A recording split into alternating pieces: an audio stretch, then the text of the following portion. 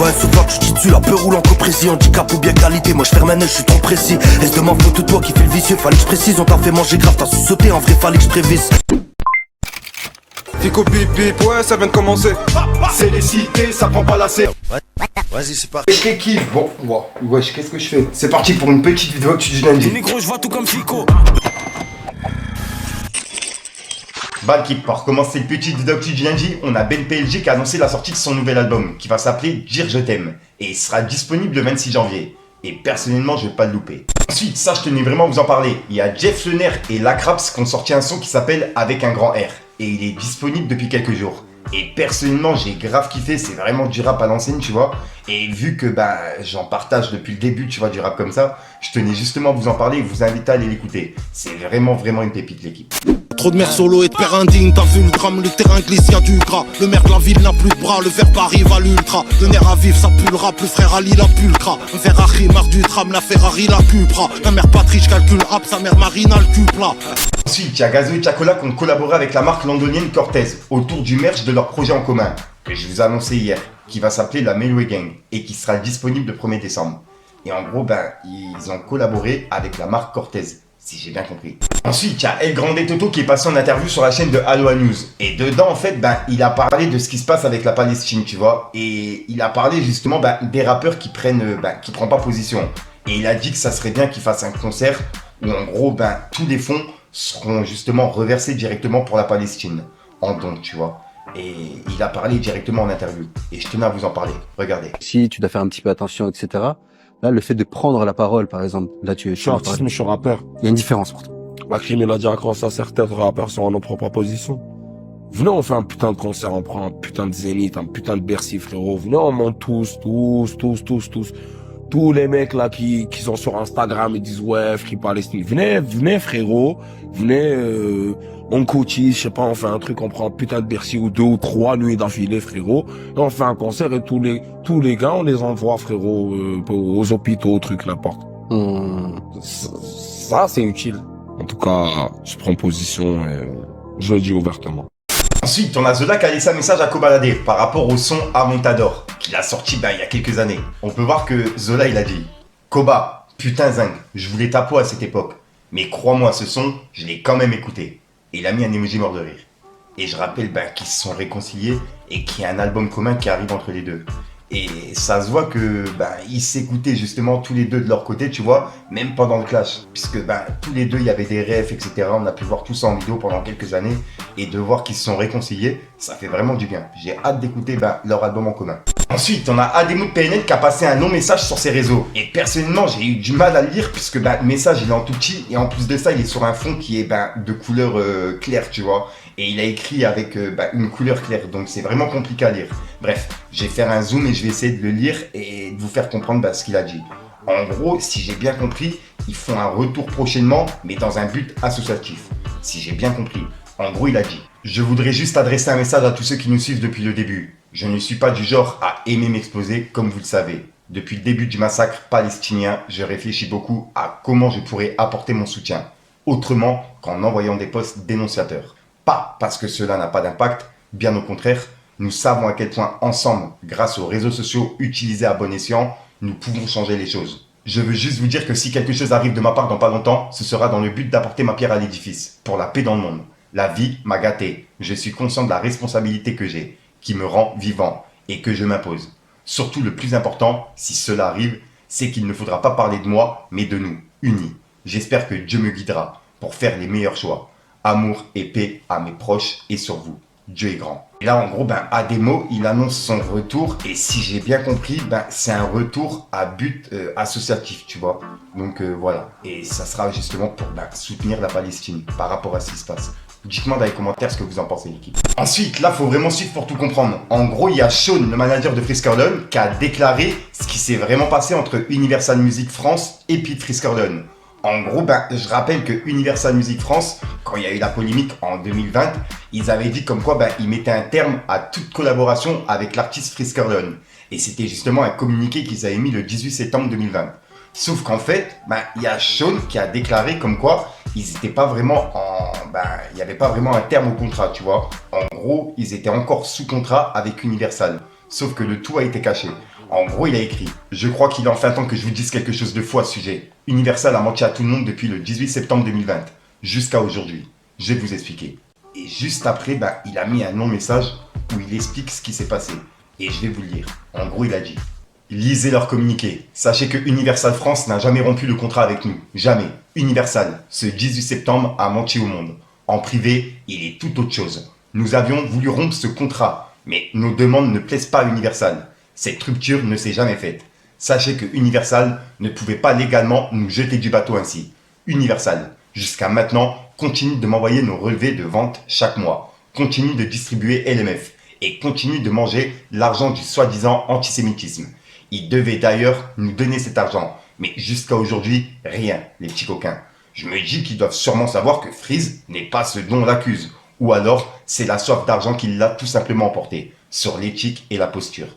Dire que l'argument de la rupture de contrat est vomi partout à chaque article contre nous, comme si cela prouvait quelque chose, bref, c'est beau l'hypocrisie. Et juste après, il a dit « Universal France devait nous donner le pourcentage qui lui était initialement destiné dans le contrat, à compter du 18 septembre. Mais le 26 novembre 2023, toujours rien, les petits coquins. Sachez que tout se réglera devant la juge. Figurez-vous que le 24 novembre, il y a eu aussi une audience. 3 ans que j'attends cette audience. Le président d'Universal et celui de la LICRA ne sont pas venus, les petits coquins. Hashtag Universal rend l'argent.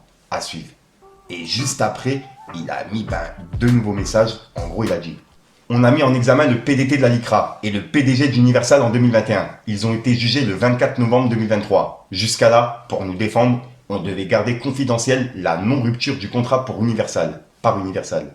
À l'audience, l'avocat de la LICRA a dit qu'on inventait des génocides en parlant du Congo. Et là, pour l'instant, ça se termine sur ça, tu vois. Et c'est les messages qui sont en train de tourner un petit peu partout. Et en gros, ils ont réglé leur compte avec Universal directement. Dites-moi dans les commentaires ce que vous en pensez, l'équipe. Si quelqu'un a le numéro de Cédric Doumbé, Nino, tous les riches là, tous les puissants, j'aimerais bien les appeler. Ouais, je sais que vous respectez que ça. La GMT Master 2, en réel. Putain, ça me dégoûte de faire ça. Ensuite, là, faut vraiment suivre pour tout comprendre. En gros, il y a Sadek qui a laissé un message par rapport à l'affaire avec la fine, que Booba, il l'avait accusé de pointage, etc. On peut voir que Sadek, il a dit « Je pense qu'il est temps de laver l'honneur de la fine, qui n'a jamais violé personne. Contrairement à toi, Booba. Merci aux médias de notre milieu de relayer cette information. L'autruchage a assez duré. S'il faut vous payer, je le ferai. Je sais comment vous procédez. » Et il a publié un live de Zioclo sur YouTube, tu vois. Et il a justement invité une personne qui a parlé de ça, tu vois. Et c'est ce passage-là qui est en train de tourner un petit peu partout. Et vraiment, je tenais à vous en parler. Regardez. Booba l'a passé dans sa chanson. Moi, un matin, je me réveille. Je vois quoi? Il y a mon pote qui est dans la chanson de Booba. Naturellement, je suis hyper jaloux.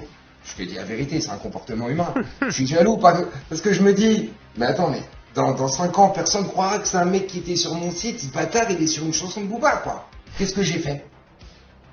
Il y avait un nouveau sur le vocal, je lui ai dit, viens avec moi dans une room privée. Je lui ai dit, tu vas te faire passer pour un flic. Et tu vas dire que il a violé la fille. Tu vois, j'ai voulu en rajouter une touche. Et on a fait ça, et 5 jours après, j'étais sur une nouvelle chanson de Booba, j'étais pas peu fier. D'accord. Et juste après, Sadek, il a laissé plusieurs messages sur ses réseaux. Et c'est vraiment parti loin entre lui et Sicario Gino 2i. Pour commencer, il a laissé un message qui dit « D'ailleurs, je tiens à m'excuser publiquement à Zola et Nahir. Ce sont des bons gars. Et je suis personne pour avoir mal parlé d'eux en 2021. Faites-en ce que vous en voulez les mecs, mais le message est passé. » Et il a mis un cœur. Et là, en gros, il s'excuse par rapport à ce qu'il a dit sur Zola et Nahir. Et juste après, il y a Sicario qui a laissé un message à Sadek. Il a dit « J'aimerais vraiment que tu nous expliques comment t'as pu sortir la menace. Je vais faire twerker ton enfant de 10 ans. Je sais t'as supprimé parce que c'est louche, mais on l'a vu. Du coup, explique-toi. Pourquoi en moment de clash, tu imagines un enfant twerker ?» Et Sadek, il a dit « Toi, esclave, dis à ton père de venir parler avec moi. Comment on peut menacer quelque chose qui se passe déjà? Elle twerk déjà sur des barques avec Patoche de la Cantoche. Tu l'as pas vu? Veux-tu que je te la montre? Point d'interrogation. » Et juste après, Sicario, il lui a dit « Frérot, depuis qu'il est sur Dubaï, tu filmes ta béquille comme un totem d'immunité. Je peux rien faire de plus pour toi. On va pas porter tes couilles à ta place. Cockman. » Et en gros, ben, dans le message juste avant, Sicario, il faisait référence à un message que Sadek il a supprimé, tu vois, et que les gens ils l'ont remis ben, sur Twitter, où en gros, ben, il faisait référence à la fille de Booba, tu vois. Et juste après, ce message-là, il l'a supprimé. Et c'est pour ça que Sicario, il a dit ça. Et juste après, Sadek, il lui a répondu en disant « Ça se voit que tes 7000 € annuels ne t'ont jamais permis de venir ici. J'y vis depuis 3 ans. On ne peut pas se battre ici. C'est prison ferme pour des années. En parlant de couilles, c'était comment dans la loge aux Ardentes quand Val vous a tous mis à l'amende. Hashtag 93. J'y vais. Mon rendez-vous arrive. » Et juste après, il y a Sicario qui lui a répondu en disant « Tu frimes que sur un paraître. Mais tu réponds pas à la question. À quel moment on s'imagine une enfant de 10 ans twerker? Et pourquoi t'as supprimé le tweet? J'ai jamais dit que t'es pauvre. Donc, tu m'impressionnes pas. J'ai juste dit que t'as des goûts de pédo. Et je veux comprendre. » Et Sadek qui lui a répondu en disant « Au moment où cet enfant de 10 ans twerk déjà et filmé, mais j'attendrai ses 21 ans. Je veux juste la mettre en 6K pour respecter ma déontologie artistique. Sinon, toi, ça farte. » Et Sicario lui a répondu en disant « Une déontologie artistique à la Roman Polanski. Oui, moi ça farte, mais pas toi. La jambe dans le plat plus le nez dans le plat. Que Dieu t'apaise. Tu as une belle vie. Profite. D'ailleurs, t'étais pas en réunion avec des Moldaves MM. Lâche X. T'es MM.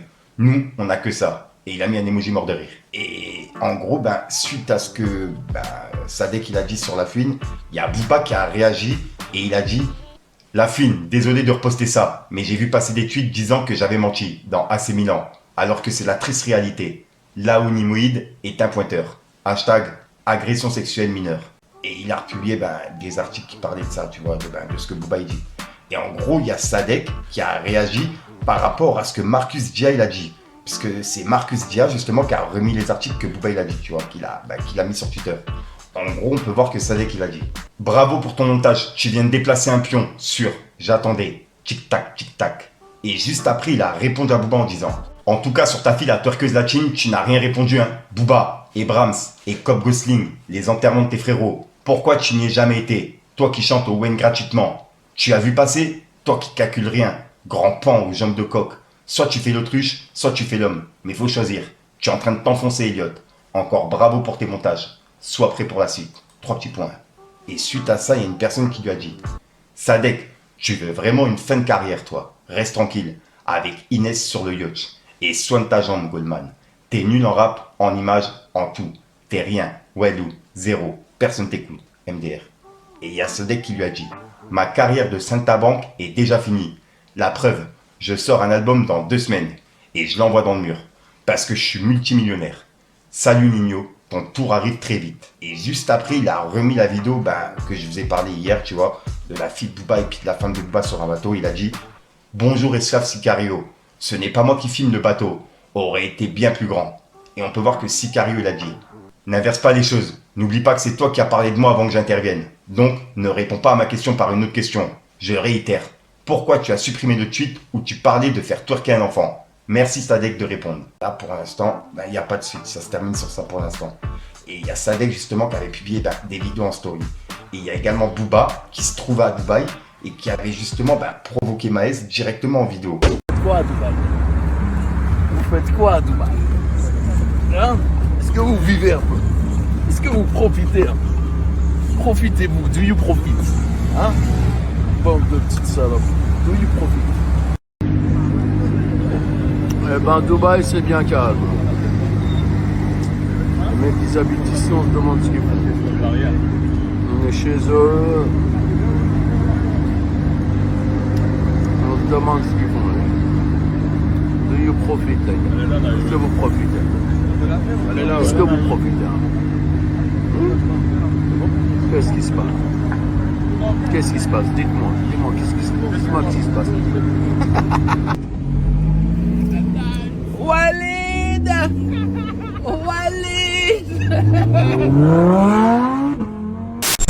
Et suite à ça, il y a La Fouine qui a réagi par rapport à ce qui a été dit sur lui. Comme quoi, tout ce que Booba il avait dit, comme quoi le pointage, etc., c'était faux. Que le mec, il a tout inventé. Il l'a avoué en live. On peut voir que La Fouine, il a dit fin du débat. À bientôt. 3 petits points. Et il y a Sadek qui a répondu. Et ils font les autruches, toutes ces pages. Rap, Plume, Culture le Site, Bouscapé, Midi Minuit. Vous voulez que je dévoile comment vous raquettez les petits rappeurs? À part Rap, Plume, c'est des bons. Culture le Site. Je dis combien la page a été vendue et à qui? Comment fonctionne la propagande? Je comprends pas, vous êtes là? Point d'interrogation. Et pour l'instant, ça se termine sur ça pour cette affaire. Dites-moi dans les commentaires ce que vous en pensez, l'équipe. Qu'est-ce que c'est bien le 5-pan Jumeirah? Le 5-pan Jumeirah. El 5 palmo de Jumeirah. Para todos los hijueles. Wow. Qu'est-ce qu'on s'amuse bien tout seul.